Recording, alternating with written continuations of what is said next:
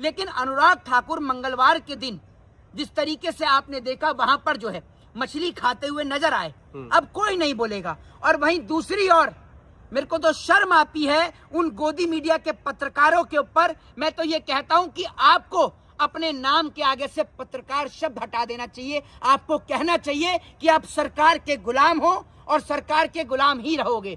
और ये जो जिसपे लेकिन चुप हो जाइए, लेकिन इसको बहुत तकलीफ है मोदी के उससे। अगर तेरे को तकलीफ है अपना माइक ले और यहाँ से निकल जा।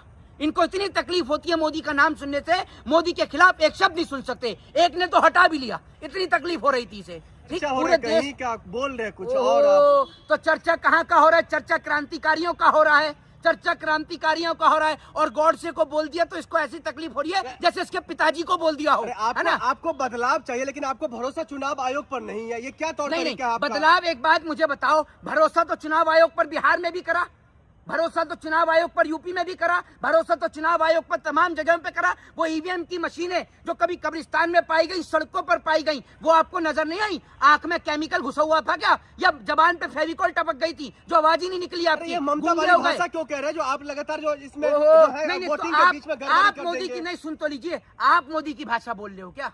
देखिए एक चीज मैं आपको बता दूं, पूरे देश के अंदर इनका एक रील वाला नेता है, देखा होगा आपने, एक रील वाला नेता, क्या नाम है उसका, नेगी, जो पैर छूता है मोदी जी जिसके, वो रील वाला नेता जो वीडियो बनाता है, रील बनाता है, और रील बनाकर पूरे देश के अंदर कहता है कि मंगलवार को मीट की दुकान बंद रहे, और वो जाकर मीट वालों की दुकानों के जो है पर्चे चेक करता है, पेपर चेक करता है। लेकिन अब वो रील वाला नेता एक बार भी अपने नेता को नहीं बोलेगा कि उनका अनुराग ठाकुर, वो अनुराग ठाकुर जो मंगलवार के दिन बंगाल के अंदर मछली खा रहा है।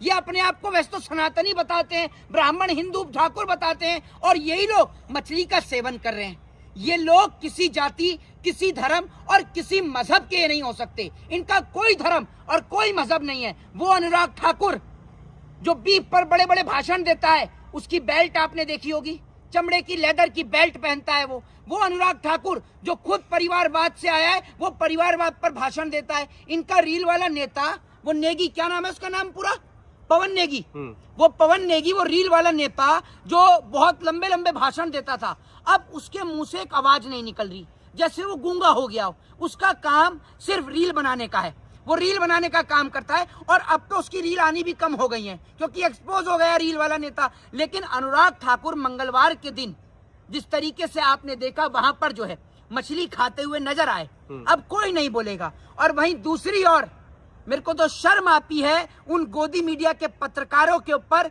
मैं तो ये कहता हूं कि आपको अपने नाम के आगे से पत्रकार शब्द हटा देना चाहिए। आपको कहना चाहिए कि आप सरकार के गुलाम हो और सरकार के गुलाम ही रहोगे।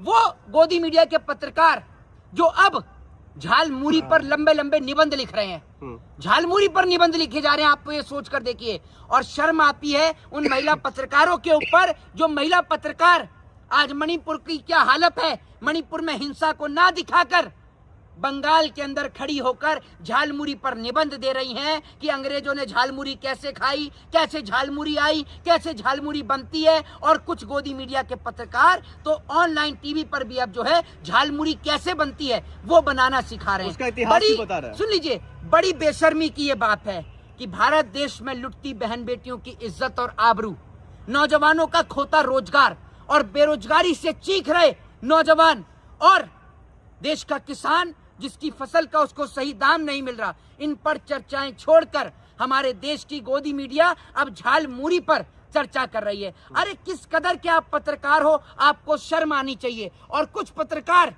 जो बंगाल में गोदी मीडिया के पत्रकार, गोदी मीडिया के पेड वर्कर वाले पत्रकार जो चला रहे हैं कि बंगाल में मुसलमान का राज आ जाएगा, इस तरीके की जो खबरें चला रहे हैं, मैं उनको बताना चाहता हूं कि एक बार इस देश के इतिहास को पढ़कर देख लेना, समझ में आ जाएगी।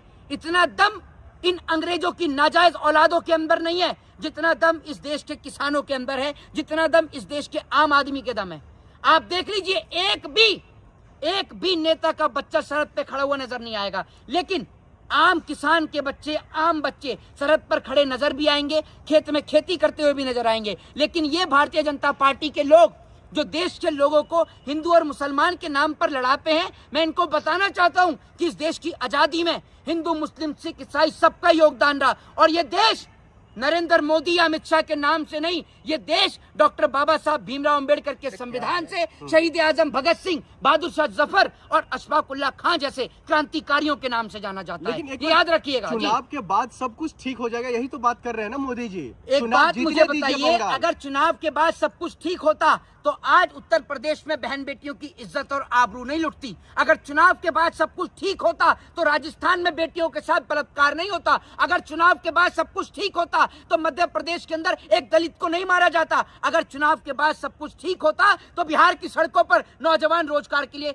अपनी मांगे नहीं रख रहे होते। अगर चुनाव के बाद सब कुछ ठीक होता तो हरियाणा के किसान परेशान नहीं होते। ये बात आप समझ लीजिए। भारत के अधिकतर राज्यों में भाजपा की सरकार है और वहां जाकर देख लीजिए, ना बेटियां सुरक्षित और ना किसान सुरक्षित। अपनी बेटी और रोटी हमें खुद बचानी पड़ेगी, क्योंकि जो सत्ता में बैठे हैं वो खुद बेऔलाद हैं और वो क्या जाने औलाद क्या चीज होती है।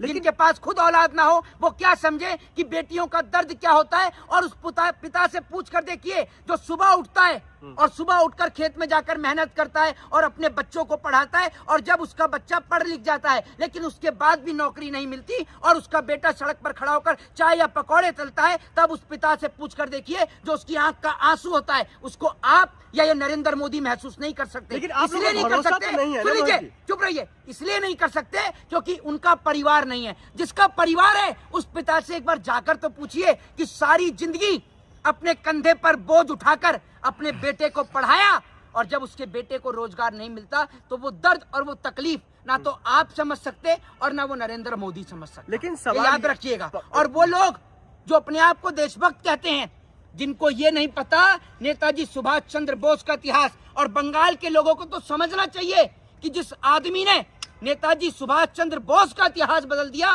वो तो देश का भी इतिहास बदल देंगे। और ये जो जिसपे लेकिन चुप हो जाइए, चुप हो जाइए, लेकिन इसको बहुत तकलीफ है मोदी के उससे। अगर तेरे को तकलीफ है अपना माइक ले और यहाँ से निकल जा।